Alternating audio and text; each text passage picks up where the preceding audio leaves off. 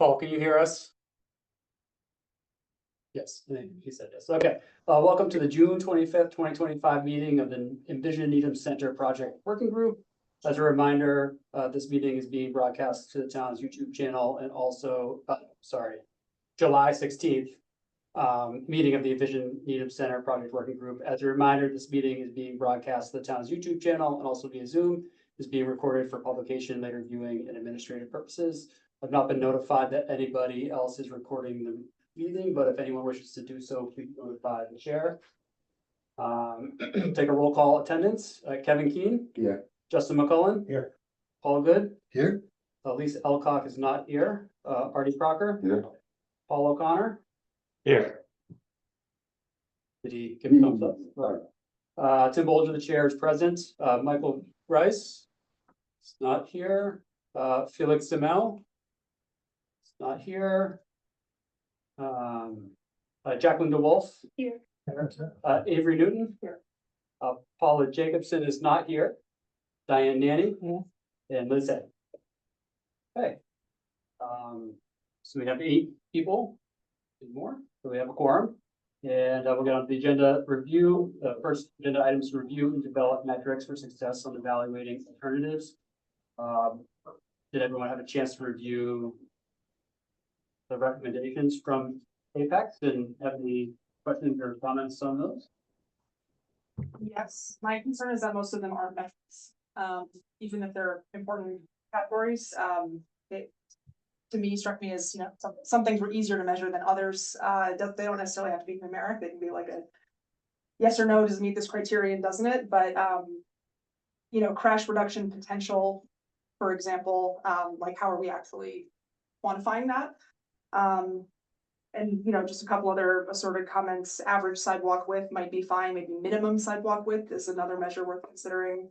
And then instead of vehicle travel time, projected percentage increase or increase in number of seconds or minutes or something, just to make it a little bit more granular. I didn't necessarily have an objection to the content of what was included. I just wanted to push us to think in a way that makes these a little bit more measurable and actionable. Also rerouting of traffic. Where does that fall in there? Yes. Be on mobility and access. Under economics, it doesn't anticipate the foot traffic. But there's nothing, I don't see anything in there as far as measuring the generally economic impact of the businesses that could change stuff as far as their business goes. So I don't see anything. I would say, I guess this is really metrics for evaluating the 3 different models that we have. Yeah. So what would we use as a metric from the concept plans as far as like business indicators go? Like, is there like an industry standard as far as like vehicle travel equals X number of visitors, or is there like anything that would be that we could use as an evaluation metric that's for all 3 based on economic viability on the projection, not the like actual build out? Well, there's certainly experience of other communities that have done this, trying to evaluate what's happening with those communities. I mean, how we do that, I'm not sure, but the other communities have done this. So they have real world experience, something West Roxbury, or whatever people have been talking. Then because ultimately that's a lot of it's going to ride on that. So this is intended to be metrics on how we evaluate the 3 proposals that will come forward, right? I think it's like how to compare them all. How to compare them. Yeah. Maybe even the use of the word metrics is throwing itself, because to your extent, these aren't metrics, these aren't quantifiable. There are some of them you can tease out some sort of travel time. Okay, that can be a metric, but some of these are just more ideas or concepts. So perhaps criteria that we're using. yeah, maybe the title change because we're not dealing with measurable metrics on a lot of these. The metrics are more of like a before and after. We're not having any before. I mean, and you can get, like, if you wanted to model travel time, I think it might be before. I know we're not doing advanced computer modeling. I don't know, I mean, in terms of actual simulation, but you could, those are things that you could do, or could be measured and before and after treatment. So I think this is all obviously based on modeling, right? Because it's all based on concept plans. Yes. I do believe when we talked with Apex that they were intending on being able to model each of the items that are identified. Okay. As far as, I'll have to double check if it's a ranking or if it's a numerical criteria. So is it like scaled on a 0 to 100? Or is it ranked between the three? But I do believe a lot of, and I can ask if there's specific ones that there's questions on about how they would assign a numerical metric to it, if there's specific ones that we have questions about. Sure. Yep. And will they be able to determine drive-through traffic down these 4 blocks? Yeah, they have simulation software, and I might actually defer to Tyler because he had a little bit more of the presentation than I did. But they're working on a much more detailed simulation software that's going to give us the various modeling of the travel time between the existing conditions and then all 3 of the different models that they're putting together. I should just say on all 3 concept plans, what we have asked them to do is to not include bike lanes as part of the concept plan. So for like the concept that they come up with, they would have an extended sidewalk frame, but not necessarily a bike lane. We did ask that they design it so that you could add a bike lane, but that it's not required. And we asked in all 3 concept plans that they maximize parking options. So that way, when we look at all 3 designs, we're comparing apples to apples. And then when we narrow it down, then we can decide like, oh, what should be tweaked or tinkered with, but we're not limited by the right of way in doing that. So we can just kind of look at all 3 of them in one area, but none of the designs would preclude the opportunity of more green space, more potential other options for using some of the right of way, nor would they preclude a bike lane. So you have the option for both. Can I just add to that? So with the software that's being used, the difference is essentially a macro model versus a micro model. So a macro model looking at general traffic flow patterns through the corridor as it relates to regional traffic. That's the macro scale. Micro scale that we're digging down into is more, it includes multimodal travel, including pedestrians, other users other than drivers. And it's more of that micro scale on here are the limits of this work and how is pedestrian vehicle conflicts, other things like that. How is that going to work through the system? So it's a little different of a scale. It's going to give us more granular data on the model. And if I'm not mistaken, because we saw a little bit of a demo, it's also going to give us renditions in a video format as opposed to just in a still format of how various movements would happen throughout all 3 of the scenarios as well. So we'll be able to see that in more detail. And they're very small potatoes. Incorporation of stormwater BMPs, do we now call them SCMs? I don't know, do we? Stormwater control measure. So for Is that, NIPDs, they're BMPs, but it could be for capacity, their stormwater control measures. okay, we'll keep it at BM. SCMs are BMPs, but not all BMPs are. Thank you. And I think those are the things when they just talk about allocation of roadway, where the opportunities to deal and manage with stormwater, depending on the various designs that you have, there's different opportunities and more or less opportunities depending on how we do the layout.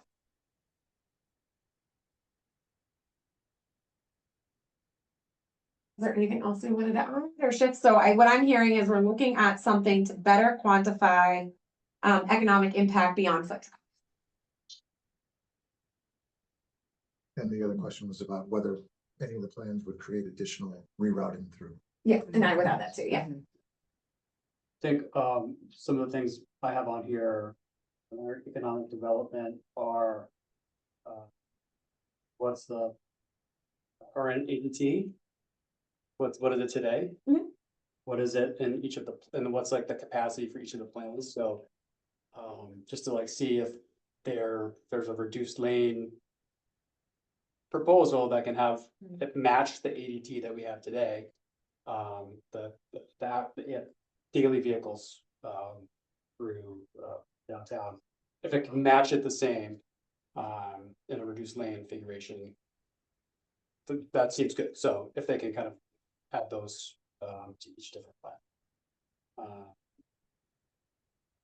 That'll be the primary, one of the primary calculations of the model. But we can put that in as one of the categories as Yeah, well. kind of spelled out here, so. I think this might be included, so this could be redundant here, but there's, the business frontage accessibility, e.g. delivery access, sidewalk width, patio space. It sounds like they have a way to quantify that.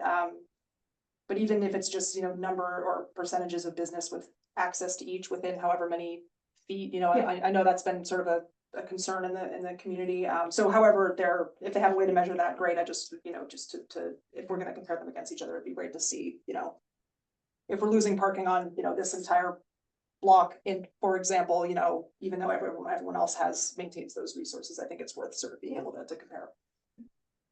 Like space of square footage of delivery space or something like that. Yeah. I think there's a lot of ways to go about that. Well, but and right, to sort of where is know- it gonna be? The Exactly. equitability component. Yeah, because like you Yeah. can't, like Julie can't be getting deliveries from where my block is, so. Exactly, so that's sort of my point, is if there's a way to do it kind of, or like within 40 feet or like whatever the term amounts to, but I think like going that sort of block by block. would be wild. Maybe the distance between each of those delivery zones, so that Mhm. it's And are we, spread out. and are we better. being mindful that most businesses don't control when their deliveries arrive? So those spaces would have to be available for a large block of the time that a business is open, because UPS and FedEx or whatever just Show up when they come. show up when they show up, and to say that, this zone is set for 7 AM to noon may not work for the business, and it may not work for the delivery companies. And the delivery company, Yes, Saturdays. the reality is the delivery, there's, no matter if these zones are put up, the truck will go where they put a truck and put their hazards on. I mean, they must encounter this on Chapel Street too, right? I mean, Yes. Yeah, so how does it work today? Just They They take block the the lane, lane. or they double they park. take the lane? They take Yeah. the lane, and then And then, people yeah, have how another does it lane to work? go around. How does it work on Chapel and Highland? yeah, I actually don't have an answer to that. I was more posing the On Chapel question. Street, there's a garbage truck that comes and picks up the garbage from French Press. It's pretty early in the morning and I'm usually there. The garbage truck stops right next to the parklet, so when you're sitting there and you look up, like, Yeah. here's the truck, and he rolls the garbage pail out from behind the building, Yeah, and he picks it up and he puts it in. So he And temporarily blocks. He the rolls it lane. back, he temporarily stays in the lane, yeah. I think Yeah, but there's a also, lot of businesses Yeah, in yeah. Great Plain now, so. That happens down here too with like Sweet Basil. Right? This is Yeah. great. So- Should we be part of it? no, but it would be educational for all of us, and I don't run a business on Great Plain, to understand then what are the options and how does it work in other places too. there are also like. So that we're not just making up solutions that Mhm. don't work. Outside of the common room. Is where Right. there's a lot of, All that, like yeah, repeat- experience all the time. people that are there, Yeah. loading. There's 2 separate trucks that do it frequent there in the morning. Tim, Yes. on this is a question more for the group, just looking at this for the business frontage accessibility, as it talks about. Davies point, the delivery access, sidewalk width, patio space. Would it be a good idea just to pull the delivery access out, make it Yeah. its own separate point for the fact of business frontage accessibility is really like, how much sidewalk width is there? Is it public space in this zone? Is it versus loading zones that we've kind of talked about as a group, where the loading zones may or may not be, they're on the block, but it may or may not be in front of business, so it might be a good idea to split that out as its own separate criteria. Yes, I agree. How do you define patio space? Is it space that's not Usable for a different purpose. usable other than walking? Yeah, correct, because you still have to clear away for the sidewalk, so sidewalk it's sales, excess, Little yeah, it's like excess space that could be used for sidewalk business. Then we can measure that in square footage or some other number. So under economic development. So certainly it says anticipate increasing foot traffic. certainly the possibility there needs to be under that, which has a little to do with the economic impact on the negative, potential negative impact is the anticipated decrease in traffic. In decrease in, not foot traffic, but decrease in traffic. Is this increase in foot traffic is directly related to, does that mean more business? And so we need to have what's. The foot traffic is decrease- the people walking I understand to that. the businesses. And decrease in traffic is traffic in front of them, Yeah. which we control by a couple things. One thing we should think about, and I'm not sure to what degree it affects us, and that is, I know some people think that is not gonna have a minimal impact on the traffic going through the town, but I think there will be a increased backup going back further. Let's say in the beginning of the day, it's gonna be heading back and the train track going, I don't know if it's gonna go back to Central Ave. I don't know where it's gonna back up to. It's gonna back up a long ways, except for people that decide to take a different view. I'm not sure what that means. Is that what, I don't know how to quantify the negative aspect of that, but there's likely going to be a much longer backup. You're talking I don't travel know, time if that- and- I don't know if you can make that statement reliably, because you're looking at current state that of signals that are not optimized, do not talk to each other right now. Mhm. They're, they're completely bottlenecks, Mhm. et cetera. So you're looking at a free scenario, no build situation right now that's needs to be rectified and is currently remedied. Mhm. So, and we also don't know the metric of one car going through town equals a business being served, whether that's going through. So to make the statement of like, oh, less cars because of a reduction of either a lane is going to be less business. That I don't know if Well, that sure. statement can be made, because we don't know if those are. Well, there but for- are 4 scenarios in Massachusetts Yeah. where that has been the issue. So West Roxbury, Sure. Newton, Yeah. South Boston. Yeah. And what was the 4th one? Cambridge.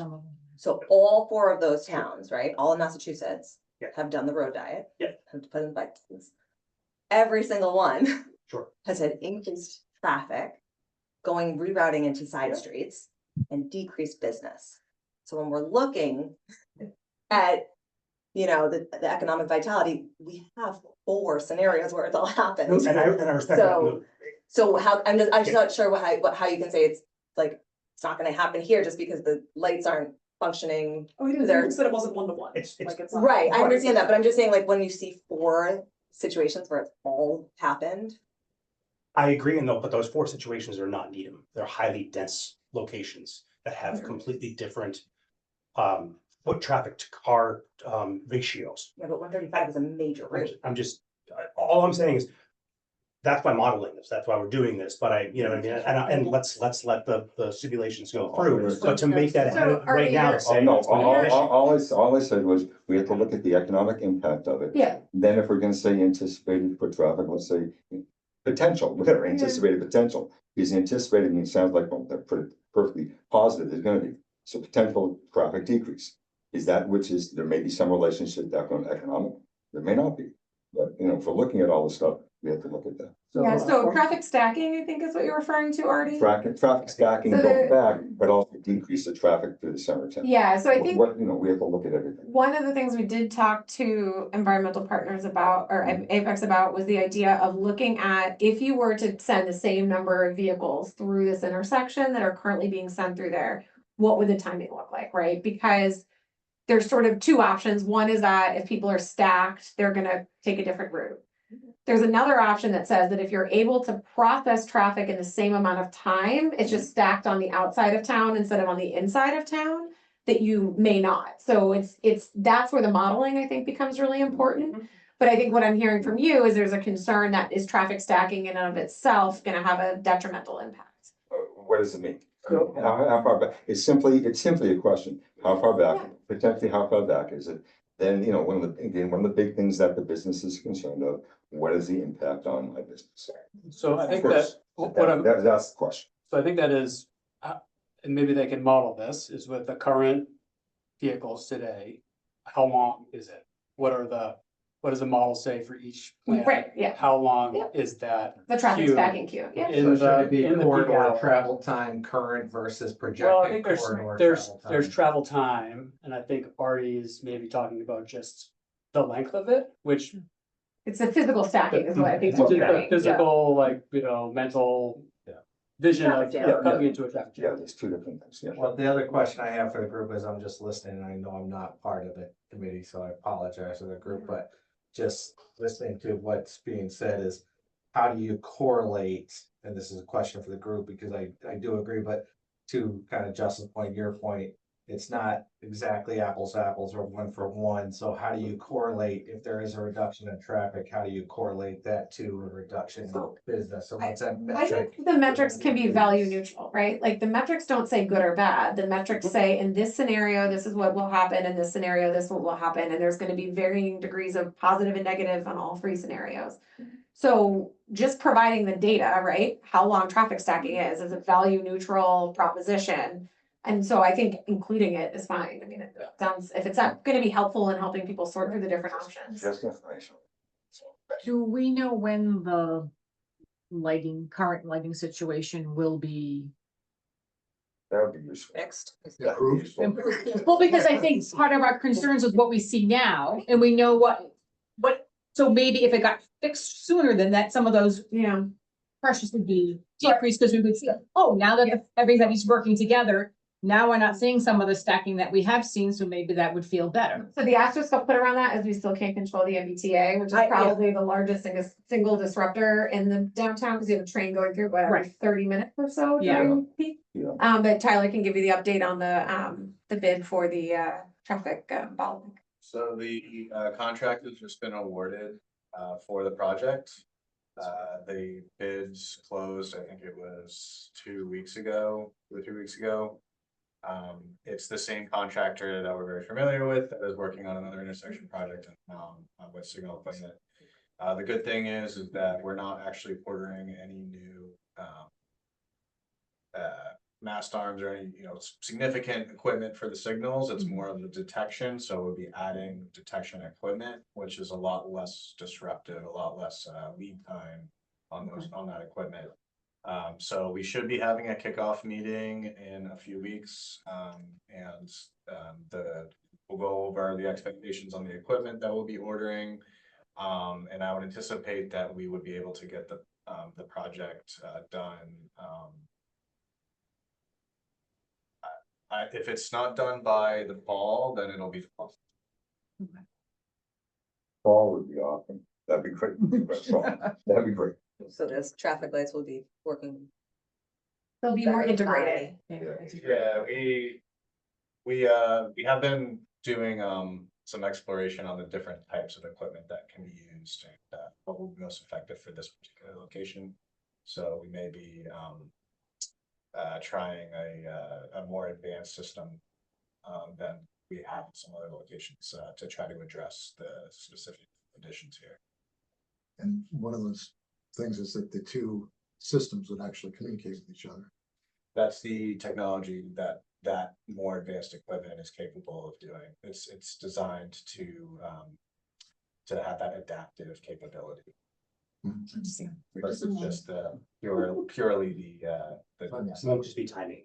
Right. You can actually say, oh, at this time, there should be X amount of vehicles that are pushed through during this time, so it can be, Yeah. it's not just 45 seconds or 60 seconds, or whatever, it's be by car. Yeah. I mean, being able to read the actual traffic and then respond to it is obviously, significant. Would it be better to call them evaluation criteria instead of metrics? Yeah. Cause then separately, you have metrics of kind of before, after, during.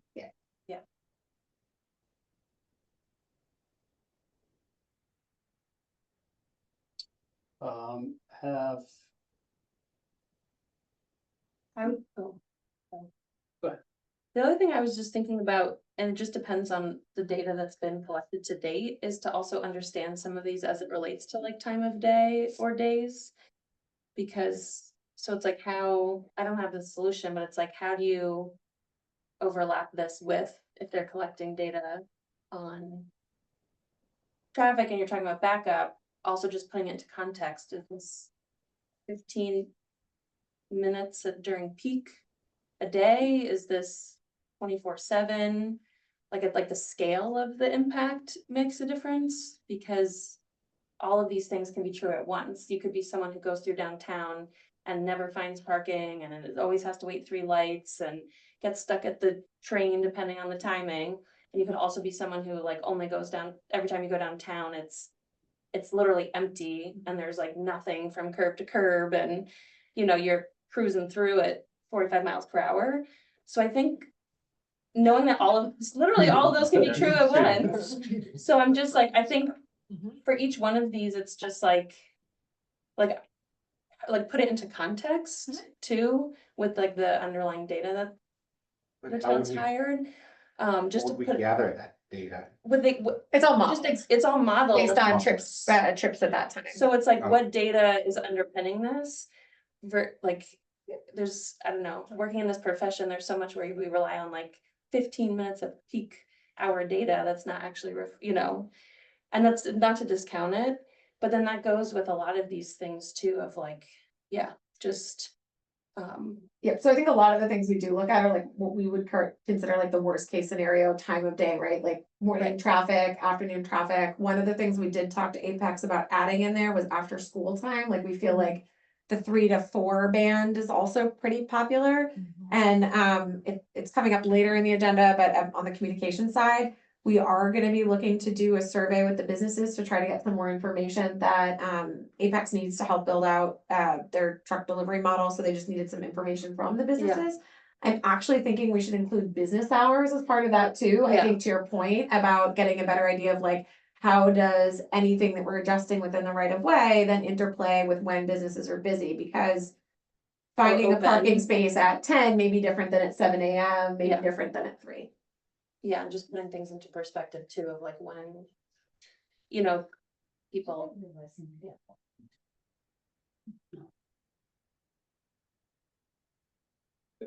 So I have just one more kind of, maybe they could measure this as a noise reduction, like if one is louder than the other. I don't know if they can model that, but What would make one louder than the other? like 4 lanes of cars at a higher speed would be louder than one. We can certainly find out if that's something they can look into. Yeah. Cars get louder at 30 miles an hour, so below 30 miles an hour, they're quieter. And certainly if there are fewer of them at one spot at one time, could be less. I don't know if they're able to do that, but I had that written down. Would a single lane be faster than the 4 lanes? If the same throughput is going on, but I'd like signals. I think the goal would be to get people to go through the entire corridor. Like the goal generally doesn't matter which selection you have, but it's to go through the corridor at a slower speed with less disruption, right? So less red light interaction or people backing up or whatever it ends up being that ends up just delaying people through that corridor. Because that's when people tend to speed, is when they stop and then they jam on the gas and they go. So the goal is that like you could go the same time between the downtown by revving up to 35, going down to 0, revving up to 35, going down to 0, or going 15 to 20 miles through the whole corridor. Like the outcome could be the same. And so that's what the modeling will help us understand is in all 3 scenarios, how do people then queue and move through each intersection? How long does it take? And is it more of a smooth process or is it more disrupted? And then, time at the end, like how much it takes. So you could have 2 designs that are different that could have the same throughput. It's just a different driver experience. But my office is on Highland Ave and it's significantly louder with 4 lanes than when it used to be 2 lanes, so. Just a thought there. Where, It's right next to the temple. And then the last one is, I have. Wait, I just want to Sure. clarify. So like when I was talking about time of day, it's like, yeah, if you can put that into reference so that we know those trade-offs, like would you trade off certain things for 15 minutes if the rest of 23 and a half hours is different? Before, just when you said time of day too, like I know we spent lots of resources and time on the Stantec parking study. There was one data point for that. As I said in the summary, this was done on October 18th at 4:26 p.m. This is when the counts were, but some more data points. That's why, and I think I heard that you're going to be doing probably 4 data points for There'll be multiple times a day. multiple times a day, Yeah. multiple days of the week, et cetera, just so that we don't we get a kind of a holistic view of of different times and different days, because it does drastically change as someone. Yeah, yeah, eliminate some skewing. Seasonality also has a Yeah. major role in it. Mhm. I assume when we want them to look, we want them to look at when school's in session, the town is the most occupied, right? I mean, I think that's the Yeah. goal. Yeah. The last one, I'm sorry. Also, schools in session, but also I think we also want to look at them on a wintry day when the plows are kind of limited in how much they can get. I think that's also one because we see a lot of congestion issues in that area, in that time of year as well. What do you mean by that? Like, especially if we're providing less lanes. Right now, when the plows come through, they will often eliminate the parking, so we may be narrowing it down even further with plows, which may cause congestion issues as well. And how it's gonna impact it, during snowy days. There'll also be less snow, that's. That's what I was Yeah, gonna say Well, too. yeah, I think what I'm hearing More areas is to stack. maybe there's a metric of, or Natural disaster. Because you're physically removing Yeah. the snow There's from gonna the be right a of lot way. of snow on this little sidewalk, right? So Can- those are all gonna have to be plowed too. can we have them determine, or can someone determine? The way that it is now. It's theoretically less snow, except for the fact that they're not gonna be cleaning the snow in that one lane, but they're still gonna have to plow away the snow in this lane, which they're not necessarily gonna be able to get all the way out of the right of way, so it's going to narrow the right of way, realistically, even though there's physically less snow. And so that's gonna cause And traffic. there's not less snow, it's just in a different place. So now a Exactly. business is going to be required to shovel more snow that needs to be put somewhere. Which is what I'm trying to get at. Yeah, is so it's It's going to result in narrowing of something. the effective Yeah. travel area, and that can lead to congestion issues too. And so I just wanna, I think what maybe we can ask of, for this list is if any of the three plans are more amenable to snow removal than another, kind of as a way to evaluate the three of them. And maybe that's input from DPW or, No, I think that's a good question, and I think when we look at any of the three options, I think particularly like, I think snow removal is one that we talked about before, and we talked about with the amenity, and it with a bike lane there, it actually does put more responsibility on the town to provide snow removal for that particular service. But I think the question is like, if we had more BMPs where there was more green space, there's more areas to stack snow in the downtown, which right now we don't have. So it really does depend on where the trade-offs are when we end up doing the design on whether or not it's like on all three options, whether actually it's better. Like there's more variables in there other than just the layout. But I think certainly we could ask the question of which one's most conducive to snow removal. What do the towns do now? I mean, the town doesn't plow the snow into the sidewalk, does it, the center town? I mean, No, eventually they're taking everything away. I think what they're referring to is that occasionally we will stack snow. So if we have like over several inches of snow, we end up stacking snow temporarily in some of the parking spaces, and then we'll come back within 24 to 48 hours and we'll do a haul. And I think it's that time in between the two that you're referring to. And, my office is also on Highland Ave where there's a bike lane, and I'm also responsible for, shoveling the snow in that bike lane, so my state, the town doesn't do it. It's significantly easier to do, with a wider sidewalk than it was before, this, 4 feet wide. Now it's 10 feet wide and a plow can drive down, plow it off, so. There may be scenarios where the bigger sidewalk is easier for a town snow removal truck to go down there, versus what it is now, which is probably fairly difficult for them So to that's- go down. That's a Here. fair statement. But the bigger sidewalk has all kinds of trees and amenities on it, which doesn't allow the plow to go down.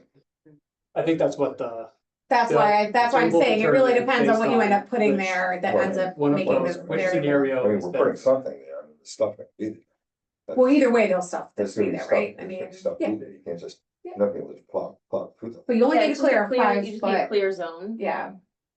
The plow here. that's used for the road is not the same that the plow Yeah. that we use for the sidewalk, there's so often much. But it is snow. certainly a constraining factor under, I don't even know if under this condition, but under our existing condition, it's a constraining factor. I mean, if we had wider sidewalks, it would be much easier for the sidewalk plows to be able to plow if they were going to.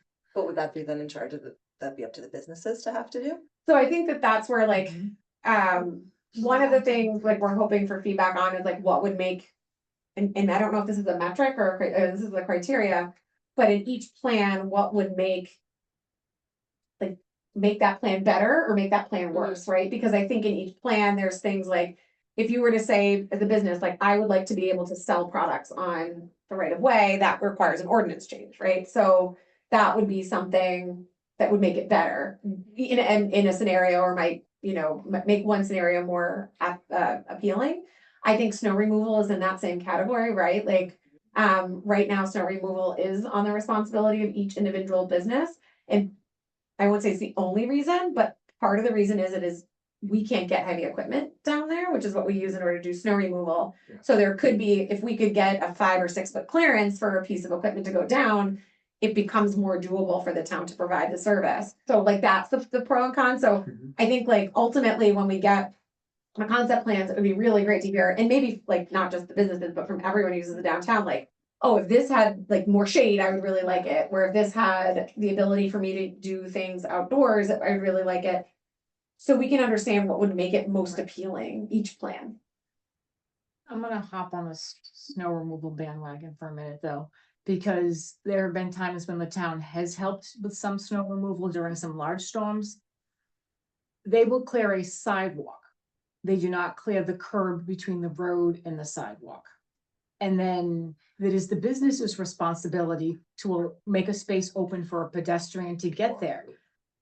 If that snow has then been frozen, Can't do it. you can't do it. Yeah. And the other thing I think they fail to realize is many businesses have people with children and elderly who are the passenger. So yes, the driver can get out of the vehicle, but then they can't get anybody else out of their car because there's a frozen snowbank where a door can't open unless they park half in the road and half in a parking spot, which then create. So I'm just trying Yeah, to throw out things that I see as That's helpful. those are real obstacles. And I think, to be honest, and it's fair to say, our current layout for our curb is not optimized for snow removal. Right, it's not. Yeah. And I work very hard to make sure my storefront is down to the pavement, the full length of my store, which is 3 parking spots. But it doesn't happen every snowstorm because sometimes I just physically can't do it. But when the town helps, that's then still an obstacle for me is it's frozen now and I've got a 6 foot snowbank that's frozen and nobody can get into it. For the last 3 seasons have been exceptionally challenging because we switched from rain to snow to rain to snow, and it's, yeah, absolutely. Is there any other criteria? So I have a couple to add, right? At the bottom is eligibility for grant funding, and that one I would just maybe change to competitiveness or attractiveness for being grants.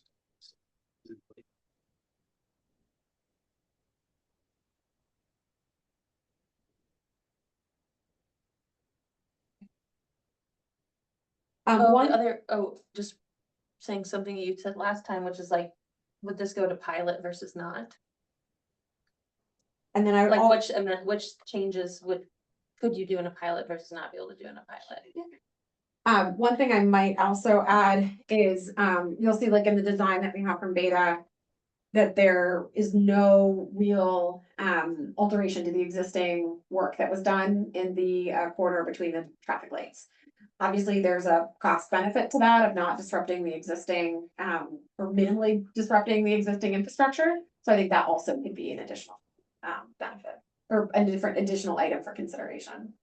I mean, I think also in terms of a lot of the feedback we've heard though has been that people feel quite safe crossing in those zones. It's once you get out of that center part, but then it seems to be much more unsafe. So the thing, I guess the feedback that I recall when we had the study, the one thing I did hear was the kitty corner from a travel time perspective. So if you are kitty cornering it, people don't feel like we give enough time on the pedestrian phase. Now, obviously extending pedestrian phases ends up increasing throughput, decreasing your throughput of traffic because you're now spending more time in a pedestrian phase. And it's a really long pedestrian phase to begin with. So I think it is possible that even just a modification to a traditional crosswalk setup as opposed to a crosswalk box may end up resolving that issue. I think to your point about people feeling safe because it's a controlled intersection. But it's difficult to deal with the kitty corner effect, and keep travel times the same through the corridor as they are existing. So it just in that scenario, instead of allowing people to cross diagonally, that they would be restricted to a perimeter, basically, and they would only cross one place at a time. leg at a time. So they'd have to cross, then wait, then cross, then wait versus go diagonally crossing. But they both have their challenges for sure. So is there a scenario, you've talked about it as like binary of like either you do the whole thing or you just do the ends? You could. But is there a scenario where you would do the ends and one thing? I'm looking at the. So I think we pointing. haven't, obviously, like, this is a design from a different firm that's not our existing consultant. And so they may look at certain things within that interior corridor that they feel they have to modify for safety purposes, for ADA compliance, whatever, or for drainage So it could purposes be a as well. combination. It could be a combination of. So I just want to follow up on Paul. I don't think we can measure by looking at like, goal plan, like whether or not a pedestrian feels safer crossing the road, right? There's no metric. How many people? This is just verbal feedback that people, at least when we were walking around doing the tours. And one of the questions that was asked of the 3 groups that I was a part of is they said, you know, do you feel safe crossing when, Yeah. you know, at this centerpiece? And people said, yes, actually, I felt quite safe, but they said anywhere else outside this zone, they did not. Sure, but when we're evaluating the 3 plans, I don't believe that we can like. We can look at them and say like, oh, a pedestrian is gonna feel necessarily safe. For people, so when we're looking at the paper, we can't do that, but we can, I can like- push back on that a little bit. okay, but I mean, we can measure like. The total distance, like the longest crossing for a pedestrian, or like the estimated time for a pedestrian to like go around. Through each of these intersections, like something like that, we can probably measure Measurable. on paper. But I don't necessarily know. If we'll be able to like look at one of these and say, I can look at them and say I feel safe around that one, but I don't know if that's generally like a. What you could an potentially do accepted is number of, a way to actually measure it. at the protected crossings, signalized crossings, protected crossings, what you could do is.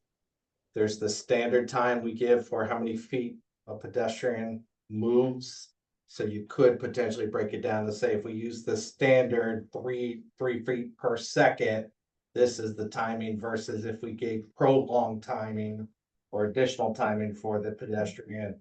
And correlate that to that travel time, if you will. So in essence, some of the feedback we get, and all communities get the same feedback, is when you use the standard 3 feet per second, the vulnerable elderly or people with disabilities feel more vulnerable because they're expected to cross at the same time. Whereas if you add additional crossing time, it allows them to feel safer because they have more time crossing. We could use that as a criteria and correlate it to how much time that adds to the travel time, if you will, because to Karis's point, the longer or the more time you give for pedestrian crossings, the more time you're gonna add to it. Might be able to trim Sure. that. So, yeah, I don't think they have like we have travel times for cars, we have the like ADT, but we don't have like pedestrian time to walk through each of the different plans or. So one of the business owners has been trying to get a question in for a little bit. She wanted to know how many people are included in the study. Just so that we know how representative it is. Yeah, how many people actually said they had a problem crossing? Yes. Because I mean, obviously, if you don't start crossing until the light's been blinking for 4 seconds, then you have less time. And what was Starting immediately, so. how and many to add people- into that, how many what was people the have a problem? sampling method for that? Like Yeah. how representative is? I mean, people that have a problem doing that will probably be the ones that tend to have stated. People that don't have a problem doing that will probably not state anything. Exactly. So how many people actually have a problem with the time? Yeah, and what does that actually look like as well? Like, was it people with disabilities? Was it elderly? Was it people with children? Was it, who was included in that in addition to how many were included in that? You know, I heard, when I heard someone talk about it, I heard it was a woman with some youngish kids, I think, saying it didn't seem like there was enough time. So When she was starting, I don't know, like I said, Okay, Which, so yeah, who knows? So what are we talking, what are we trying yeah, to? what survey are we No, talking? no, How many I- people complained? How many people Stated stated that there was a yes? survey Yes. that was taken, I think it was the walkthroughs. Right. walkthroughs? Oh, for I think the, you were saying. Is that what you're Yeah, talking about, the walkthroughs? yeah. Like, how many people did it? So how many, Yeah. what the question is, how many How many people people did actually it? did the survey on the walkthrough? well, so that becomes like a We process should do question. We have that data somewhere. Yeah. They filled it out online. Yeah, It wasn't a survey, it was that was to supplement a particular walkthrough event. It wasn't designed as a rigorous scientific study or anything. Yeah. No, no. So What then we're thrown out. like how many people Yeah, participated? but we're basing our design off of the results of that No, to a certain no, extent. so I would wanna give like the opposite to that is like, there are like universal design standards that kind of you don't have to just rely on. I mean, I'm 100% for like surveying engagement, which is why I personally like the idea of a pilot, because it allows you to, it has its downsides, but I like it as a way to engage people, like to experience something different. But there are universal design standards that you can say, does this meet those like criteria for meeting the needs of the most people, whether they're able to come to a public meeting or not, or whether they're able to fill out a survey or not. So just wanna kind of put that on But the the record. challenges with universal design standards are which standard are you using, what is the age of that standard, because a lot of the metrics have changed a lot in recent years. So so some of those standards could be outdated. And we need to look at both those standards, but also localized data points as well. Certainly the big question is, we're talking and making this big conversation about, maybe the lights aren't long enough, should we change it, as opposed to what is the standard that should be in the first place, and do we have to worry about it? Yeah, so I don't think actually, as far as like where we are in the process, I don't think we're anywhere near any of those conversations, right? Well, Like, but I we're just wanna having- like, But we're having a conversation about it right now. we are, but it's not like, we're not at any design, we don't even have like a selected design, so it's not even there. So I think for the purposes of what we're trying to gather is that we're trying, like, we had a process. I think it was identified that that process did not hit the goals that we had. And so we're trying to restart this process with these conversations this summer. So I know there's a lot of like backlog from the, concerns that were existed. We're not trying to say that those concerns aren't there. What we're trying to say is we're actually effectively restarting this process by coming up with 3 different alternatives and then going through a more comprehensive survey process, vetting process, and trying to get more information, because that is exactly what we were told people wanted to do. So then, to that point then, can we, to bring it back to what we are discussing as an additional evaluation criteria, can we add in representativeness of the stakeholders? I don't know, I Or guess, generalizability to the stakeholders? Margin So- of error, like what do you? So, well, not necessarily margin of error, but are these data actually representative of the stakeholder population? but this As isn't, I'm saying as a criteria, as we're moving forward, one of the things we should be looking at. so when we do survey information, Correct. after we have the 3 concept plans. Well, adding into those 3 concept plans also, that they should be, because a lot of our demographic information you can gather from the census data. So incorporating those data points into these designs as well. But I How guess, much of it is representative of Needham's population? like you're saying, I guess my question would be, so if the question is like, we know that Needham's population, and this is all made up, but like, if Yeah. we know Needham's population is 30% over the age of 60, do these 3 features have amenities that would? Yeah. That's what you're asking. Okay, Yeah, I get you. and like how many families, like school age children versus Yeah. not school, like factoring those things into these so an evaluation criteria. And I think to some extent it has even existing, I mean, our crosswalk timing right now is outside the design standard because of an elderly population. Yeah. And, you know, we specifically actually, so, and then the one diagonal is actually longer than the other one.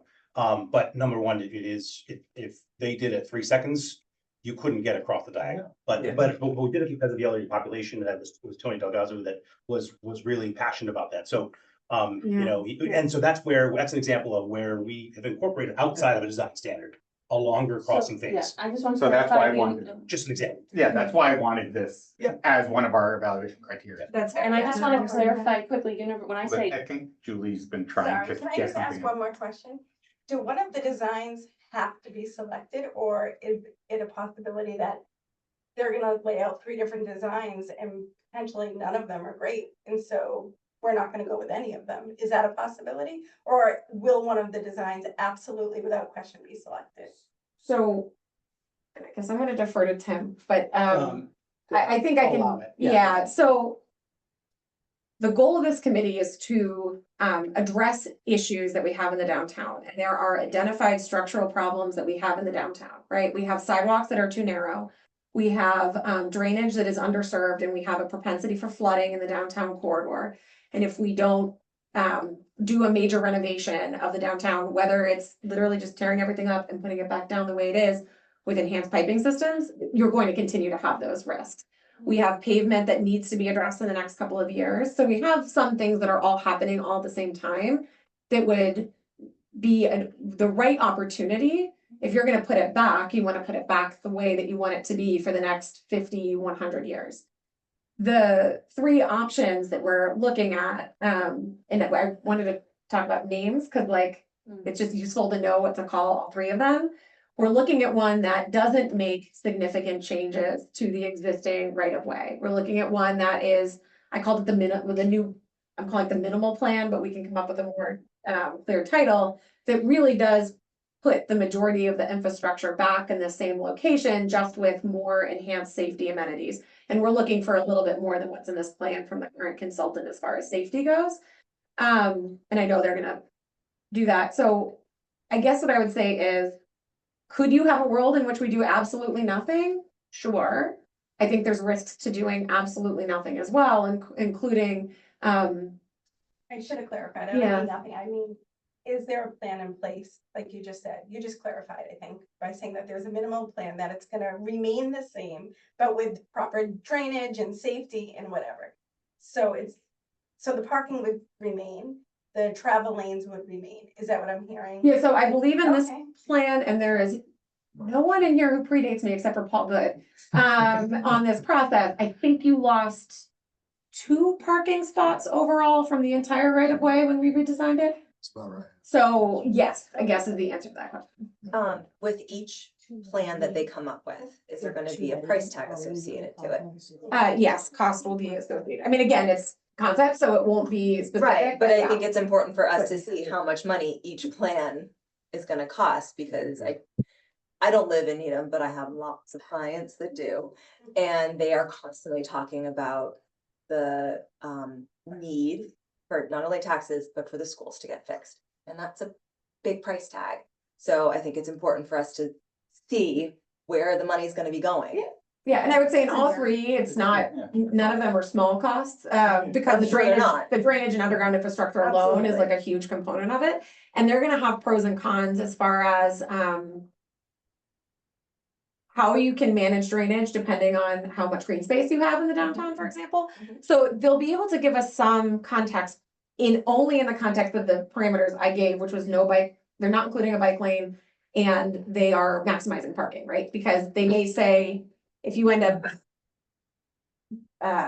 hate even saying this out loud because I don't know. So anyway, if in theory we chose that we wanted to remove a small section of parking to add some green space, that would change the price tag, right? Like, so it would be a price comparison between the 3 proposals.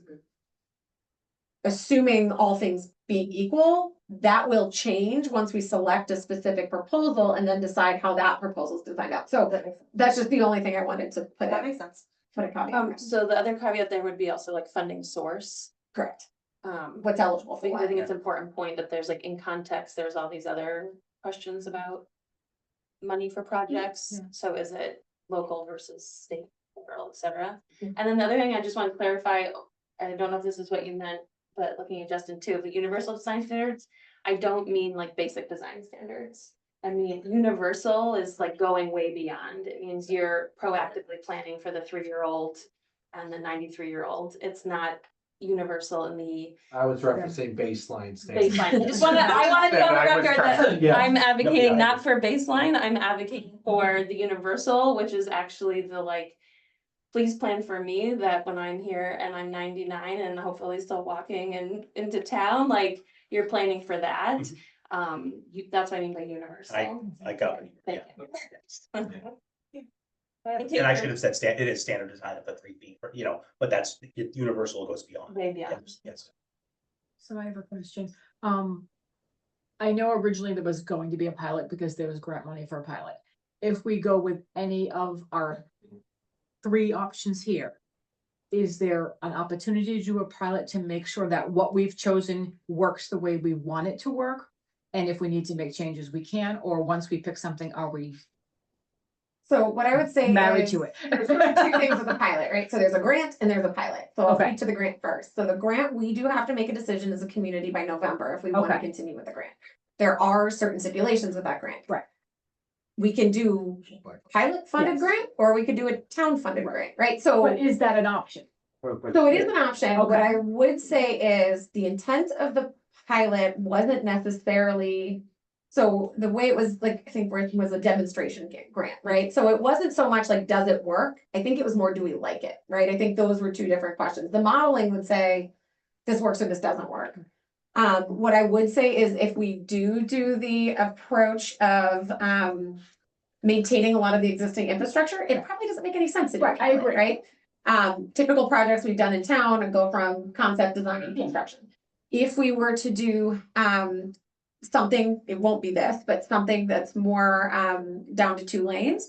Or if we were to look at like pocket turn lanes, you may want to do a pilot, in order to demonstrate it. I will say, when we talked with Apex about doing a pilot, and again, you can do it either way. Bike lanes are the easiest way to implement a pilot because the bike lane is at grade. Mhm. When you want to do a pilot for pedestrian improvements, it just becomes more challenging from an ADA perspective. Because you have to make the areas that you put behind Jersey barriers, if you're gonna use them, you have to make them ADA accessible, which means either raising decking or putting in, so again, Yeah. still an option.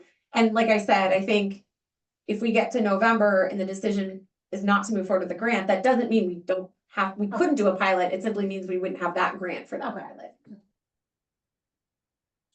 So could that be under the cost implementation then, like what pilots, because it's anticipated construction ability? I mean, I think pilot or no pilot would be, Yeah, like demonstration / pilot under that section. Depending on the programs for the grant programs, the concepts will have varying levels of attractiveness. and I think you had that in there as well. Yeah, that was helpful. Okay. Hearing no more comments. I would push back a little bit against that. And that is ultimately what's gonna be a big determining factor is what is the economic impact of the businesses? Not necessarily are we getting grant money. That's the big. So it's not a question of whether or not, again, I said all the different criteria we're using are value neutral, right? So it's not we get grant money, therefore we are going to do it, or we get grant money, therefore we're not. It's what is the data point we need to help make decisions? And so we're gonna look at all 3 of these plans when they are finished. How do we look at them in a somewhat objective way and compare them to each other? And that's all we're looking to do. And then you'd find funding sources. Well, yeah, the main point being is if someone's trying to make a criteria decision on, are we gonna get grant money, which it sounds like that's being thought about. No, it isn't, for me, it's not, are we getting grant money? Is this program gonna be allowable to get into the grant process? No, it's what is the best thing for the business, ultimately go in town, the best experience related to the businesses. I think to a large extent, that's what it's about. And it could be 1, 2, or 3. I don't know. But the fact is, this has nothing to do with grant. I think that's one of in- them. I'm sorry. Under economic development Yeah. as well, so Well, I yeah, think it's that's what it is. addressed. Yeah, it's addressed, but that's that's where a lot of it's gonna hang. Yeah. It's, grant money is not where it's gonna hang, not for me. Pedestrian safety, but safety of people with the environment, that's also a significant factor for this Yeah, project. Yes, yeah, but- economic but- development, yeah, and business, that's one, Yeah, I mean, obviously, yeah. foot traffic, better for businesses, better, but it just cascades, more money, more, comes in to fix the school. This is one of these things where it's everything kind of cascades, and obviously we need to make sure that we come up with a concept plan that meets all these, and that's what we're doing here. We're discussing the criteria of comparing A, B, and C, so that we aren't looking at apples to oranges to, that's what we're doing. If there's one plan that's liked and that reduces the burden on the residents for their tax money to get a grant, then I think that's part of one of the metrics in here that we're kind of looking at between the three, or metrics, or whatever we're calling it. Again, Between criteria, between the three. again, it's a statement of criteria of grant money, and people are like, no, it's, what is the plan that people like the best, and it's gonna work, some relationship that businesses, it's gonna work for them, and yeah, and some other aspects as well. Again, all of a sudden, oh, well, number 3 has some grant money, but number 2 is better. I mean, ultimately. That's a town meeting. Yeah, I mean, I that's fully understand where you're coming from. I think though it's an important data point that people are gonna wanna know when it's like, why cost would matter, right? Cause there might be Well, one yeah. that's better for economic development, but it's the most expensive option. And that doesn't mean we do it or we don't do it, but those are just all factors, and I think it's quite likely that we're gonna get 3 different plans. And in each plan, there will be trade-offs. Yep. And that's Absolutely. that's the survey, that's the Absolutely. community engagement, that's what we wanna Absolutely. understand.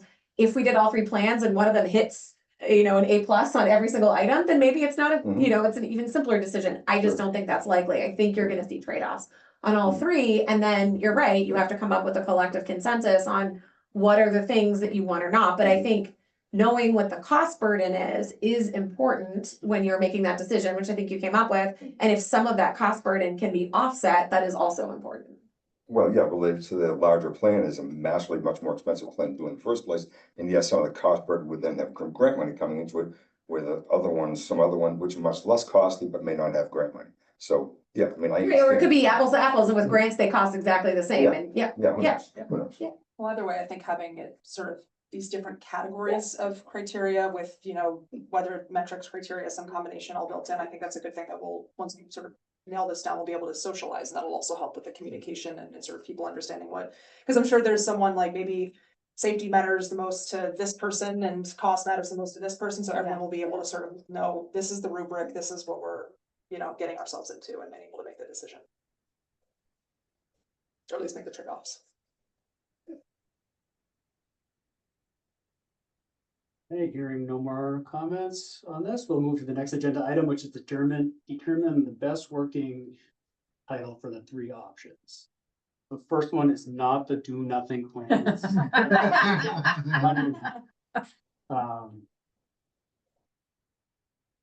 anyone have any? So I've been like I We said, don't know I'm what the calling 3 it options are. well, the 3 options, because we're tasking Apex with how they'll look. So one option is going to be, I called it the minimal plan earlier, that's what I've been referring it to, which is making safety upgrades, hardscape upgrades, but keeping a lot of the right of way parking the same. If there's a better name for it, I'd gladly use it. Plan 1, 2, and 3. Yeah, I mean, I don't think it needs. Yeah, I don't think there needs to be any leading I don't need a vocabulary. marketing. I don't need a Okay. marketing. Yeah, because I right think now. someone would be like, oh, I want that, because it's gonna Right. cost. Yeah, this. right. I think I really know. I think one, two, and Yeah, you don't wanna leave somebody Or out. you call it That's actually minimal. good. As soon as you. That's moderately fine, because then you disruptive, have the- Makes vastly disruptive. then you have- yeah. Right. Then you have the criteria, then the criteria starts to help. Yeah. Yeah. Explain what they. I just think like when we're talking about it, right? So it's like the old plan, the new plan, it gets kind of Yeah. confusing. So Apex's plan, Beta's plan. So in that, ABC or 1, 2, 3 is 1, fine. 2, 3. they Yeah, just- that's fine. Yeah. I think everyone's gonna You be don't wanna call it asking the, Discussion. I don't, remind me what, is this one that? That's was the public Apex's meeting? plan, yeah. So like, I know as a committee member, like that was new to me too, like, so there's been a lot of people being like. Asking me so many questions, and I'm like, I know what you need, I know what you know. So I do think though, one important point. Is that, just for our own knowledge, is that going to be one of the 1, 2, or 3? Not When that people plan specifically. Okay, so I think just like us all having a common understanding of, Yeah. I agree with the 1, 2, 3, ABC, JKL, whatever, whatever, but then just helping that, we have to figure out then how do we make that transition? Yeah. Cause I think it's like, how do you kind of rebuild this process to say like, okay, we're starting to work together versus they're feeling like there's a, you know, us versus them, when it was like, that wasn't how it actually played out. So I'm fine with the 1, 2, 3, but I need to know what 1 represents, 2 represents, and 3 represents. So when we talk about it, like I know, like when we're saying, well, plan 3 is this and plan 2 is that, like it would be helpful for me. So if you want to, anyone wants to say. Random assigner on Excel. Random No, assign- seriously. And we'll lock it up in here, it'll be decoder. I kind of like 1, 2, 3 because it also eliminates bias and. Yes, Yeah, that's sure, that's what I. One of the least Yeah. change, who the greatest change? Yeah, Three. right. I'm just kidding. Yeah. Or ABC. You know, I think we're it's- trying to eliminate bias. One is rank, Ranking, but- one is like 1, 2, 3 sounds like a ranking, maybe like ABC. ABC, Okay. X, Y, Z. That's Um, it. ABC people, you know, it's Yeah, that, but like yeah. A is better than B. Do X, Y, Z. Beta again. An LOS, an LOS of B is better than C. 1C, 2B, 3. Not just What do You you need think? them like. I could do like Like 4 lanes of the lane, streets. I mean, I could do 4 lane, 2 lane, do- pocket lane, right? That's. I mean, I but- think, no, I think you could, like, literally you could do Linden, Garden Street, Maple, Linden. Pickering. Like, Okay. you could just Oh, name call the them, names. just call them names of the streets, and then there's zero. Yeah, there's I zero love it, limitation. and also people might be confused that the project is only that street. Yeah, I love it in theory. Needham. yeah. What about pink, blue, green? How about just 1, Just 2, get rid of 3, and we're not gonna worry, we're not gonna worry I don't about the think that- ranking right now. Exactly. The 1, 2, Yeah. 3, who cares about the ranking? We know what they are. And at some point, So, Yeah, I would say just pick 1, Yeah. 2, or so 3. would 1 be the 4 lane? No, just pick. No, it Just doesn't- literally doing random so assign. random Just put it on the Okay. paper, vote down at the board. whatever one it is. That's what I wanna Yeah. make sure. Well, That's what we'll I'm say worried about. which one is which. Just Cause if we random don't, then assign. we're gonna end up Depends on- calling them something. When- So, when okay, you assign how is them- how are you planning engagement? Cause that actually is more telling of how to work backwards on. Yeah, so I think naming and when people we- actually knowing which one is which. When I talked to the select board, they were very explicit that they wanted 3 plans for people to react to, as opposed to, like, we kind of gave people 1 plan and we're like, tell us how to tweak it, and I think that was overwhelming. So, the process will work, they are currently, Apex is currently working on 3 different designs. One, which is a 2-lane solution with no turn lanes. One is a 2-lane solution with pocket turn lanes, so there'll be turning movements at each one of the intersections. And then 3 would be a modification of this 3 to 4 lane plan that we had from 2019. So those are the 3 things they're working on, and I think I mentioned again, but I'll be clear. All 3 plans will maximize parking for each one of those options. And they will not include a bike lane, but they will be designed so that they don't exclude the addition of a bike lane moving forward. And the goal is so we can compare apples to apples for all 3 plans, so bike lanes are not distracting, parking changes are not distracting, and we can really say what the opportunities are for all 3 options. And then when the town has more clarity on what direction it wants to go to, then we can tweak out one of the plans and say, oh no, we want a parklet here, we think, you know, this should be modified. So are we bringing all 3 plans to the public? Correct. Great. So what's the timeline for that look like? So they're working on it now. I think our goal was to be prepared to do something like that, or at least unveil it or have meetings with the select board and have meetings here to look at the plans in September. I think we had talked before about a survey process that we want to do, because I think there's some advantage to having something like a public impact, session. And I think there's something to some, the ability to provide anonymized data without having, worried about public scrutiny. So I think having both opportunities is important. And then I think the goal would be by November, we'd have some idea of what direction we're going in for the purposes of the grant. And we might have the idea of, we don't know yet, so the grant is a question. Or we have clarity that we want the grant, or we have clarity that we don't want the grant. I think in addition to the public outreach, having them come in and take a look, we need to do a specific business one as well. Thank you. Could I clarify something when we're talking about the different plans? So the one going way back when, where it's called the minimal, is it keeping the 4 lanes or possibly going to 3 lanes? Because I heard you say 3, 4. Is it? It's 3 in one section, Yeah, so part of the road now currently is a 3 lane. outside of Sweet Basil and. Oh, Down by There are- Michelson's there's where- three It goes into Oh, one okay, lane and then right okay. now it kind of goes into 1.5 lanes, I guess I would say. Okay, Yeah. got it. So I just want to be clear that it's not like 100% 4 lanes in the entire corridor, and it Never does, has been. yeah, and it does change where the merge and unmerge happens because it happened to happen like right on top of where pedestrians were. So there are some tweaks, right, from a safety perspective. Sure. I just wanted to say, as somebody kind of peering in on the process, it would be, I think, would be really good to have descriptive names. Maybe not value, but I think 4-lane, 3-lane, 2-lane, or 2+ pocket. Only because people are gonna translate whatever labels you pick, if you're trying to be valueless, people will translate it instantly. It'd be better just to kind of go forward with something descriptive.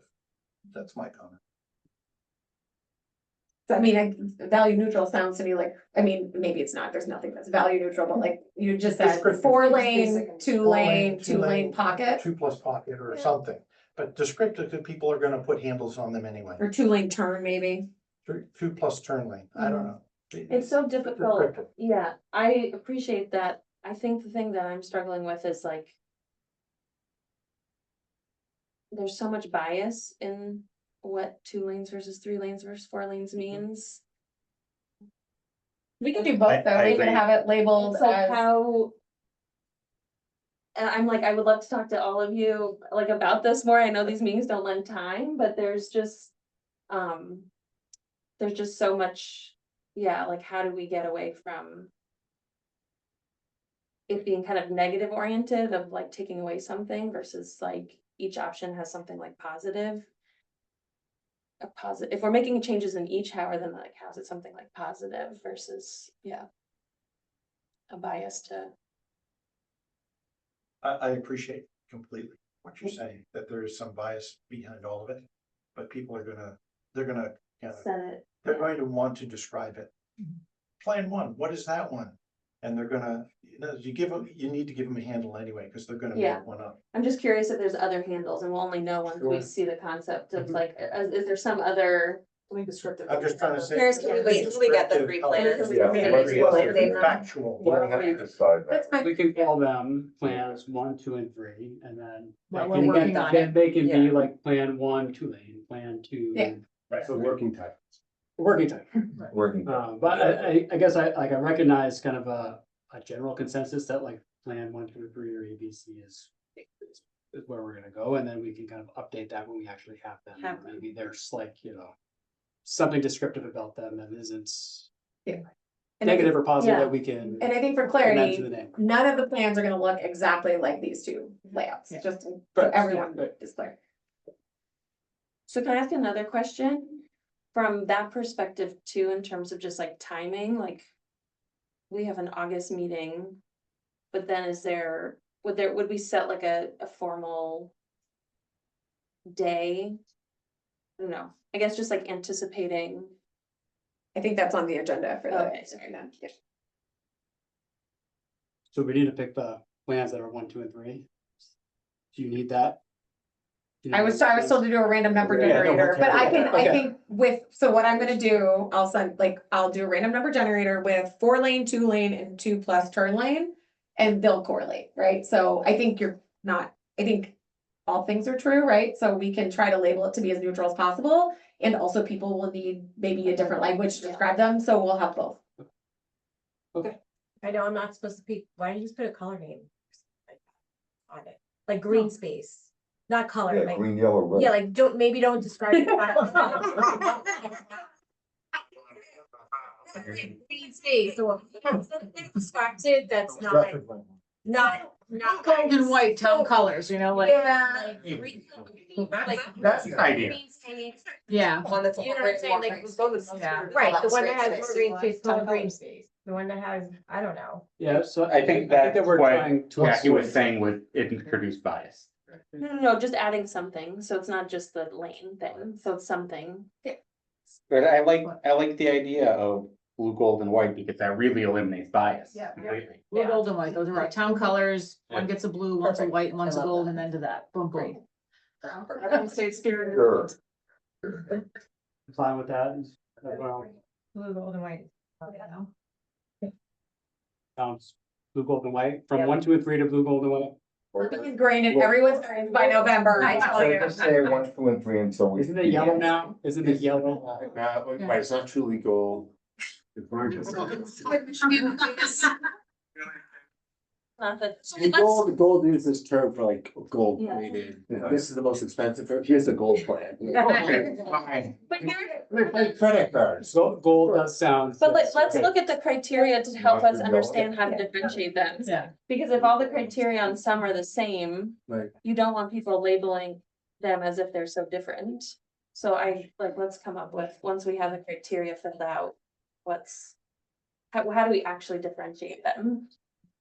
I think once we have the plans and look. Yeah. Yeah. No, You may have a feel for what. Yeah. Right. For now, do we have enough for this We also agenda? decide item? anything Yes. else. Yeah. So like big, All right. big name for literal. 1, 2, 3, and we figure it out after that. Sure. And the baby wipes. Discuss, next agenda item, is to discuss a communication strategy for updating public businesses.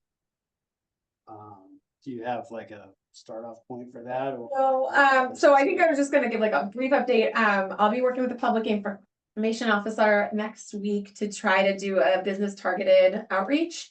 I think we are gonna be looking for some information from the businesses on the best method of communication, because we have heard feedback that even the select board has taken action on the project. You know, we've sort of done a regroup, but that doesn't seem like that's been like clear across all the businesses.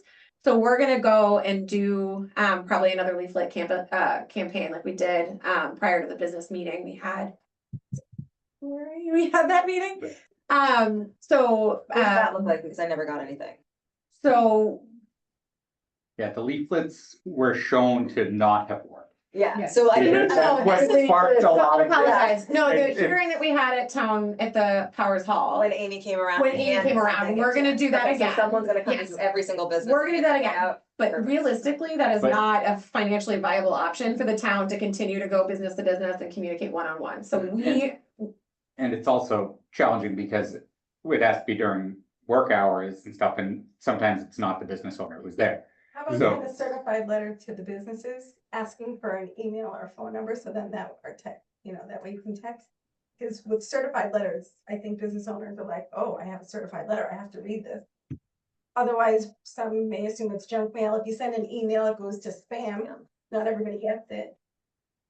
that's good to know, the certified letter thing. Mhm. So we're gonna do an outreach, and I think the goal is to try to get the business community to, like, I'll talk to Amy if we're gonna have a separate channel just for businesses, or if we're gonna have like our communication about the project. We even talked about, like, should we include in the newsletter each week, like a Envision minute, and provide like just a little update on where we are with the project, even if the update is no update, it might be helpful. And so, we're talking about that. We will be coming around, I had indicated, with a survey as well, because there's some information that Apex would need in order to develop some of these models. About, with information about like the size of the deliveries, the frequency of the deliveries, that kind of thing would be helpful when they're sort of planning this out. And I did add the hours of business, because I think that's also helpful to know, like, when there's points of conflict. It might not matter so much if it's 8 o'clock at night, if nothing, or if the businesses on Great Plain Ave aren't open, but it does matter at 10 when the businesses are open. And getting to know, like, on each block, obviously we don't design, like, generally speaking, you don't design a whole corridor specifically for the businesses that are there, because you're building something for 100 years. But you do want to take into consideration, like, generally the type of business that you might have in that corridor and how it functions. So we'll be doing that. And I think, Jackie, you had asked before about like roles on the committee and kind of like, I think, more general expectations about like value. And I think one of the things, because we've identified communication as a point of failure on the initial rollout of the plan, is trying to formalize some communication that everyone can take back to their constituencies. So like we have representatives from the business community, from the planning board, from traffic, and making sure that they're reporting back to their respective committees or constituencies, sort of where we're at, because we want to make sure that people are informed about the direction we're going in. Felix. Can we also, as part of that communication strategy, find a way to engage the chamber in this? Because a lot of the businesses are also members of the chamber, and they have direct access. So Lisa's in here, but sure she would be able to provide better. Yeah, so Because Do you guys I get read- so do you many guys emails read- from the chamber, Do like, you read the chamber emails or Yes. like, what do you Some read of the them. newsletter? All or, of like, them. No, does the But I think chamber- every business owner is Yeah. different. I think if we I get were, bombarded with I think if we were to emails. identify, to be frank, a point of failure in the initial rollout and communication of the business was certainly I'll say on my part, a misunderstanding that using the chamber as a vehicle for communication with the businesses on Great Plain Ave. I thought we were capturing a wider net than we were. I'm just saying as part of the strategy, Yeah. incorporating the chamber, not Yeah. as And the then strategy. also, could Yeah. there be something that was given to the businesses that we could then also pass out to our customers to help get public outreach? Because, Yeah, what's that gonna look like in terms of residents? you know, So that's interesting, because when we talk about surveys, right, like we have. I think a model for how to do survey outreach for residents, a model for businesses, because we can we'll hopefully identify all that, that network when we. Send a certified letter, we go door to door and get people to sign up. I recall when we talked with JP, I think 60% of the businesses in downtown are actually out of town clients, so it would be helpful to try to get that from. The client perspective as well. and it would also help us, because some of our customers are residents, but then once one person in the neighborhood knows, they spread it to their neighbors, which then Yeah. helps us get cast a wider net without having to do a lot more work. Do you think the property owners should be informed? So I will say, when we did that, we tried to do some outreach and it's really hard to find out who owns property in town. We can tell you. Well, it could be, right, you guys send them the checks. A lot of them are under LLCs, and they're owned by multiple property owners, so it's like families who own the properties. And so it can be difficult, to pinpoint in an individual to What if reach it out was to. like an emergency, like a fire or something like that? Don't you think it would be beneficial to the town to have a mass email list of property owners and business owners, emails and phone numbers? I think that would be really important, because if, God forbid, something unrelated. Yeah. You know? I mean, back in the day, it used to be the phone book, right? Like you used to actually have a physical document and everyone had a landline, and that's not the case anymore, which certainly poses more of a challenge. But I mean, we can all, as business owners, we can all tell you who are. So we can add that to the survey Yeah, then. yeah, that. Ask us who's your landlord, Yeah, what's your- and how do you your contact them? information, and then you can easily get that. Beyond this project. So, And to shift it from businesses a little bit, I know that we're trying to get this done before by September, but if we were to extend it a little bit into mid-September or so, maybe also for community-wide outreach, reach out to the PTCs in different schools to Mhm. send out their PTC letters that go out to like every family in Well, those schools. And that's the other thing I was gonna say, September really is a It's tough time tough. because school's just Yeah. getting it back and they are inundated, parents are inundated with trying to get their kids into all their fall activities. The schools are having their open houses and Yeah. the last thing someone is gonna do is come to a town outreach in September.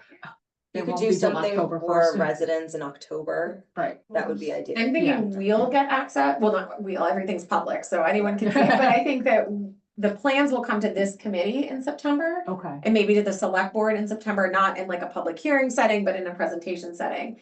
And then that would initiate, they'll give feedback like, oh, can you tweak this, or I like this, or I don't like that. And then the next step would be survey, so I think October makes a lot of sense. Yeah. And then who would be handling the surveys that will be going out to residents? Is it gonna be the town or is it an independent? It would probably the town, but I'm gonna speak off the cuff. It is likely to be a company that we use called Polko, who does the citizen satisfaction survey. We use them for the RTS survey. I know we've used them for other And things. can we as a committee come up with some questions or? Yeah, I think as long as we can make sure, again, I think we talked like that they're clear, they're not biased. Yeah, absolutely. Okay. So is that under a state contract or is it because we're doing it just under under $10,000 mark? So we have Are a we- contract with them to do the citizen satisfaction survey, and I believe there's other survey, like we can use their program to initiate additional surveys. And they will evaluate questions for like statistical significance and that sort of thing, because we don't have a statistician on staff. I Well, do- So there are a few, Somebody. Excellent. I know people, but I also know there are other local companies out there that do this, stuff, that specialize in survey design. So, Paris, I certainly like your idea about a little update of where we are. In the town newsletter, the Observer, Facebook, here's where we are. We're looking at 3 concept plans. This, 4 to whatever it was. Just really simple. not too much going on there, this, this is what we're doing. I think I would also, I mentioned this briefly earlier, but I think I would also mention the metrics, even if they're not in a space to, I know we have a little bit of workshopping to do, so you do have to do so many notes, so I know that we're gonna get sort of a second version of this, but you know, once those are ready, I think that'd be a really good thing to share, just to be transparent about how we and others are ultimately gonna end up being sort of like evaluating the different options here. Yeah, and I think even like, I have an outline of what we were planning on drafting for a memo for the businesses. And again, the same thing I said, so like all 3 plans will not show bike lanes, will show maximal parking for comparison purposes. And then we can look at those amenities afterward. And that they'll be evaluated. I have a series of metrics, but I'll do criteria to assist in the comparisons between the options and to better understand the trade-off. So without referencing what they are, just indicating that we're developing these criteria now. So that way we can help provide some information along with all 3 options. Yeah, that's great. And I know Amy's not here, but like the Envision minute, I think we're talking about like that continuous update. I think it'd be good if it started like now. Mhm. You know, while we wait, just let people know, like, oh, we're revisiting the 3 plans and, you know, we're just about general overview of kind of what we're doing in the next couple months, and just everyone knows that. I have a question, and this is something, I mean, just given the fact that we spent 25 minutes on colors versus numbers. It was mentioned at the last meeting. Do we rename this community? Because of how biased the name Envision is. It's in newsletters, it's in signs, it's in everywhere. If we're rebranding and rebooting, is that worth on a marketing project? I don't know who had mentioned it in the last meeting. I remember it was brought up, and you know, I know we're already starting to go down the roads, and maybe it's not worth having those discussions, but I just did want to bring that up and throw it out to the group, just because of how it's a dirty word in some circles in this town. Envision and witness protection.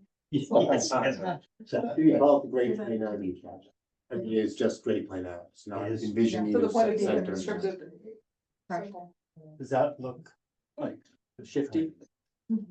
Well, of course. I don't know, I'm not a marketing person, but I'm just saying. I mean, I don't wanna make it seem like we're hiding. No, because everybody already knows what it is, what it's about, and I think if you change the name, it's kind of like being deceitful. It's like, okay, we're changing, you know, the name, but everything else remains the same.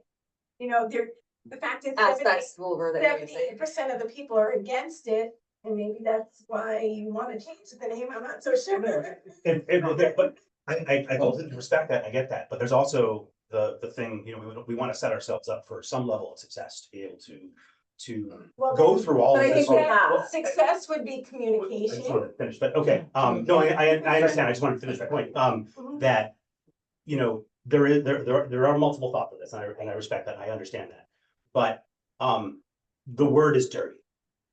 I've been told this doesn't even have a chance at town meeting. So in various circles, so it doesn't matter about all this work, but do we, if we're looking at doing 1, 2, 3 color blue, green, that to some extent, that's what we're doing as well. We're talking about bias, we're talking about elimination of bias.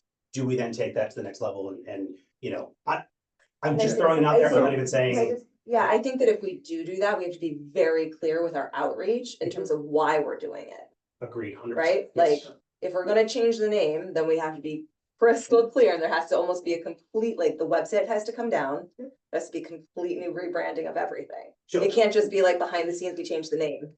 We're gonna ask, I think Agreed. asking, I think 100%. Yeah. asking a question of like, Liz, obviously you had a lot of concerns with the plan that we have. Yeah.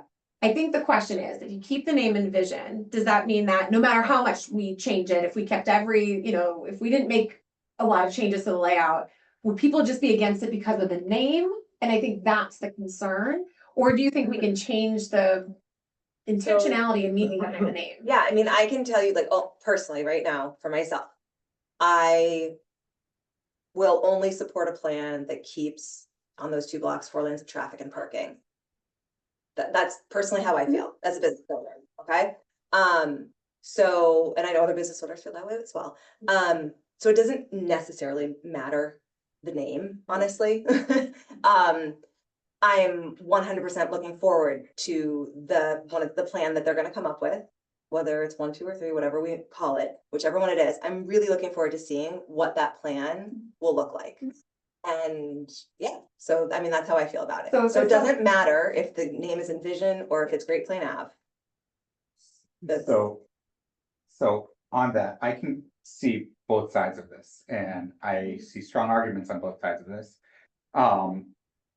A huge part of me goes with, we're trying to reframe everything. We're trying to gain the community's trust again and restructure this, which is what makes me really side with Justin on this. But also, as you pointed out, this would result in rebranding. And I don't know if you were on the committee when we had all the branding stuff, but we spent months coming up with the branding that I don't want to have to go through again if we change the name. And though that time could be better spent actually working towards the community trust, which makes me think maybe we should just keep envisioning, do better communication and community engagement and show the community that we actually can change it from being a toxic word. And I think a lot of it's gonna depend on when we see the 3 plans, honestly. Like, I think once we can see those 3 plans, then it might put some of us business owners who are terrified of what that could mean for our businesses. It might put some of us at ease. And it may have the opposite effect. I don't know, but. I think it's also a little bit outside of the agenda for this meeting, so to your point, like, may make more sense to discuss that. That's why I brought up the Yeah, yeah. communications Sure, outreach yeah, perspective, but yes. So we'll probably maybe end that conversation about changing the name of the community. Sure. And Diane's good. Yeah, so I think if I'm understanding, we're scrapping everything that we've done as far as plans, and we're coming up with 3 totally new plans. I think that's something that's gonna be really important if we're doing a blast, letting everybody know that whatever we call our group, we are back to square one and we are creating 3 new plans. You can say, we heard you, Needham, this is Right. what we're doing. Right. The name remains the same. Right, I think that's what people want. People want to know that you heard their concerns and then you're going to the table and you're creating something new for them to look at. Yep. Yeah. I think a lot of it really, and we're doing this, so I think a lot of it has to do with respect. You know, trust, respect, you know. Not that anyone is trying to disrespect, but that's how it comes across sometimes. So we're showing respect for the process of what's going on. And we have a lot of communication going on. That's where the rubber meets the road. So, and I understand why, potentially looking at the name change. But I think the biggest thing is we're showing respect and people appreciate that. And that's what's gonna count the most. Right. Yep. I agree. We'll put an agenda item for that. To clarify, reaffirm or not, right? Reaffirm. Or just keep communications on consistently, because the next meeting will be like really critical for just how are we working together That'd be a to good roll it out. agenda item, just what's been done in the last month on, communication, or what's our plan, that'd be a good thing to, I think, form on, even if it's just like a 2-minute check-in, Because we asked a lot of those questions, but we were more in the dark about what actually. We were told, oh, yeah, we've reached out to everyone, we have a long listserv, and I even remember asking for the copy of the listserv and I never got it. So even just building trust on this committee of like, who's actually getting something. Yeah. On that note, if we're doing, just because of my own personal bias and history, if we do distribute that listserv to membership, could we have the members sign something saying that it's for member use only, not for future mailings and stuff? Because I've run into situations politically and otherwise where those listservs have then made their way into news blasts for professional organizations or advocacy organizations or political campaigns. You mean contact information? Yeah. I'm not asking for contact. It was more of, we were talking about like PTCs. I'm just curious, did PTCs actually Oh, so receive you want communication? Oh, Yeah, like Disseminate information to their. so you want the organizations, not the actual contact. I definitely do not want anyone's contact information. I've run into so many. No, I wouldn't put that on.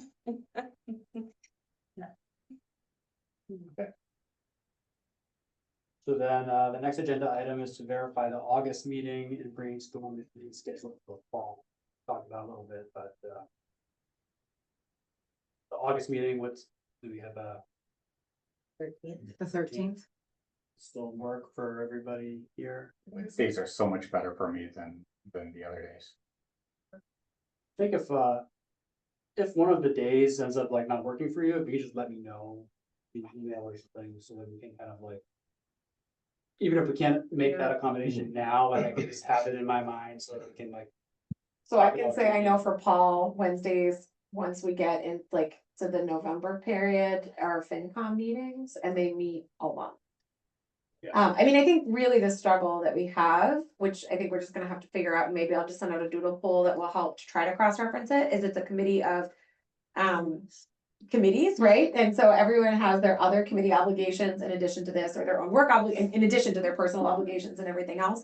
So it can be a challenge. Like I know Michael did reach out to me that he couldn't be here and he gave me like his limitations as well. So I can try to send that out. And I think one of the things that we did initially that I think will alter is I think the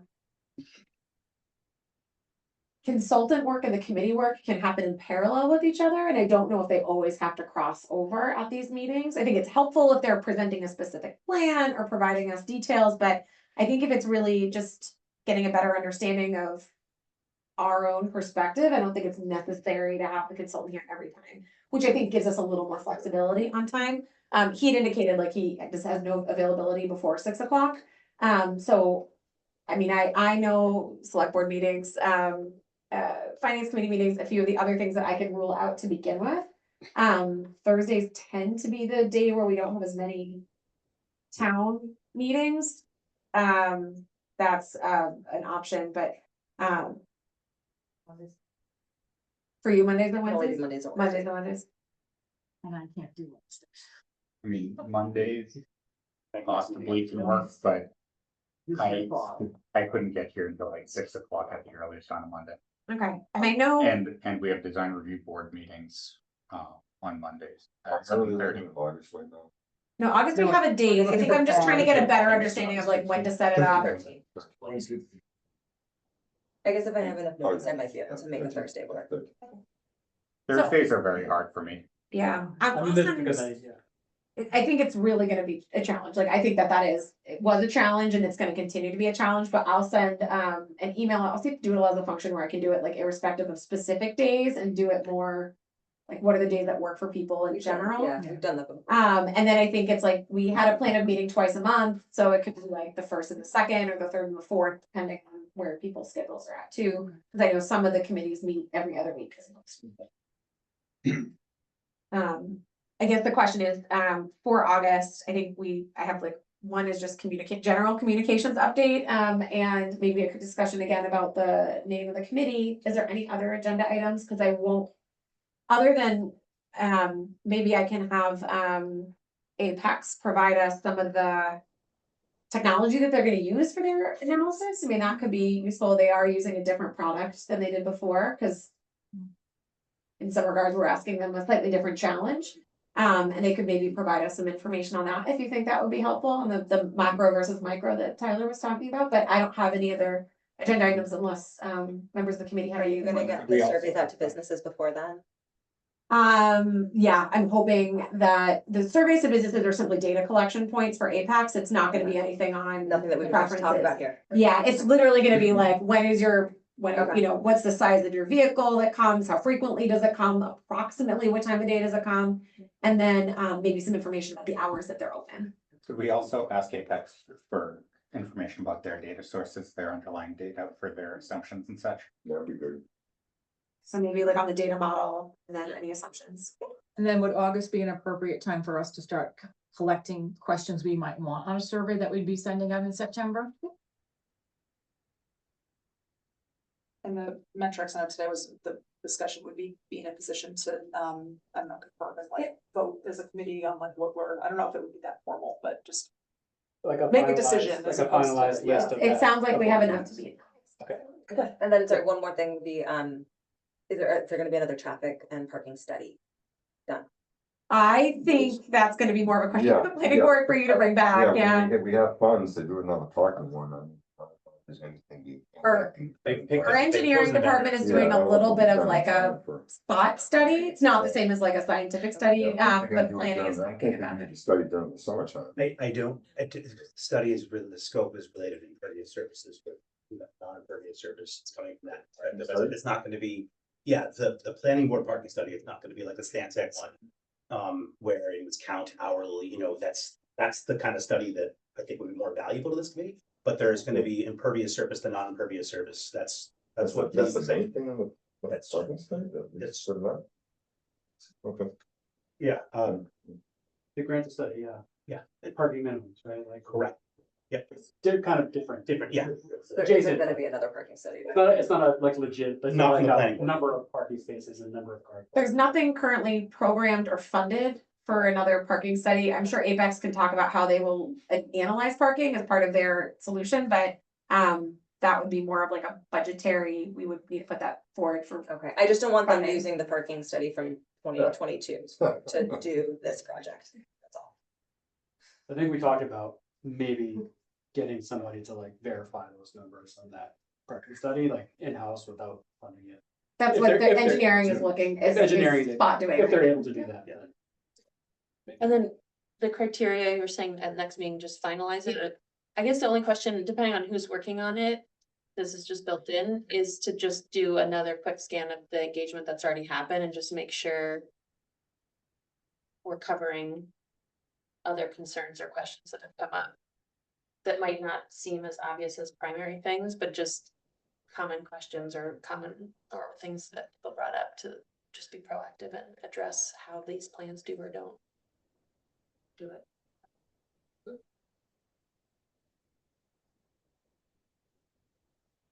Motion to adjourn. Second. Okay, I'll take a roll call vote. Adrian Newton, Yes. Marty Crocker, Aye. Vincent, Yes. Diane Nanny, Yes. all good? Yes. Justin McCullen, Aye. Chair votes aye.